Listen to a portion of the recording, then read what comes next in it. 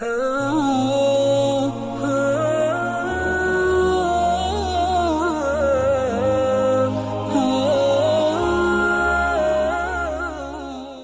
کے نیچے سبسکرائب کے بٹن پہ کلک کریں، بیل کے آئیکن پہ کلک کیجئے تاکہ ہر نئی ویڈیو کی نوٹیفیکیشن آپ کو مل جائے۔ ویسے تو جو دعائیں وظائف میں بتایا کرتا ہوں اس کی عمومی اجازت ہوتی ہے،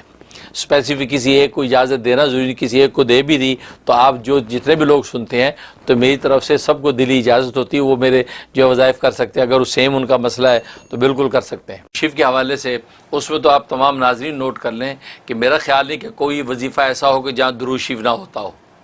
یہ انڈرسٹوڈ بات ہے کہ درود شریف اول آخر ضرور ہوتا ہے، عام طور پہ 11 دفعہ درود شریف بتایا جاتا ہے، اگر کبھی نہ بتایا ہو تو آپ درود شریف ضرور شامل کریں۔ اور اگر بعض ایسے وظائف ہوتے ہیں جس میں درود شریف نہیں پڑھنا ہوتا تو وہاں تصریح کر دی جاتی ہے کہ اول آخر درود شریف نہیں ہے۔ بس اوقات بعض دشمنوں کے لیے پڑھا جاتا ہے اور غیظ و غضب کے لیے پڑھا جاتا ہے، بعض وظائف ایسے ہیں کوئی کڑوی چیز منہ میں رکھ کے پڑھی جاتی ہے، اور درود شریف تو رحمت للعالمین کا تذکرہ ہے تو وہاں غضب میں رحمت کو کیوں ملائیں؟ اس لیے وہاں جو ہے مشائخ سلسلہ کہتے ہیں درود شریف نہ پڑھیں، یہ غیظ و غضب کے ساتھ جو ہے آپ یہ ورد کریں تاکہ اللہ کا غضب اس دشمن پہ ٹوٹے، تو وہ خاص تو اس کی تصریح کر دیتے ہیں۔ لیکن عام طور پہ اگر میں نہ بتاؤں تو پھر آپ انڈرسٹوڈ سمجھ کے درود شریف لازمی شامل کریں، کیونکہ درود شریف کی برکت سے تو وظیفہ آپ کا قبول ہونا ہے اور اللہ کے جو شرف قبول نصیب ہوگا، تو درود شریف جو ہے آپ بالکل اس میں پڑھیں۔ اور تیسرا فائدہ یہ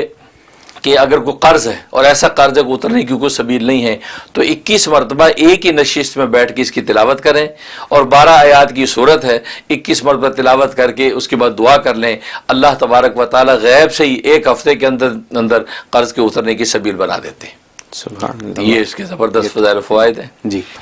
اچھا، بس اوقات لوگ کہتے ہیں دن ہو گیا ہمیں تو پتہ ہی نہیں چلا، وہ آپ کو نہیں پتہ چلا لیکن تبدیلی اپنا کام کر رہی ہے، کیونکہ بس اوقات انسان کی روح کے اوپر کثافت ہوتی ہے،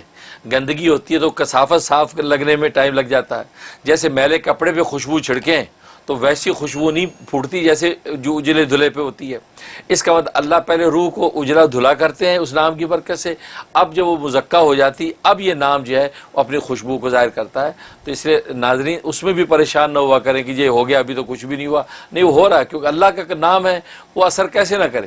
اب شہد کا لفظ بولے تو منہ میٹھا ہو جاتا ہے، لیمو بولے تو منہ میں پانی آ جاتا ہے، تو یہ دنیا کی معمولی چیزیں اب اتنا اثر رکھتی ہیں کہ نام لو تو منہ میں پانی آئے، تو اللہ کا نام اثر نہیں کر رہا ہے۔ ہماری روح کا جو تعلق اللہ سے اس میں کمی ہے، اصل میں وہ اس کی صفائی ہو رہی ہے۔ وہ جب شفاف آئینہ ہو جائے گا اب چہرہ آپ کو صاف نظر آئے گا، گویا کہ اب اس کی تاثیر ظاہر ہوگی۔ دنیا کے مسائل ہیں، ہم لوگوں کے مسائل ہیں یہ، اور لوگوں کو گھر بیٹھے اپنے لیونگ روم میں، اپنے بیڈ روم میں، ٹی وی کے اوپر، فون کے اوپر یہ مسائل کا حل یوں مل جاتا ہے، اور ماشاءاللہ اللہ آپ کو کیا کہہ سکتا ہوں، زندگی دے اور صحت دے اور تندرستی دے اور ایسے ہی رکھے ہمیشہ۔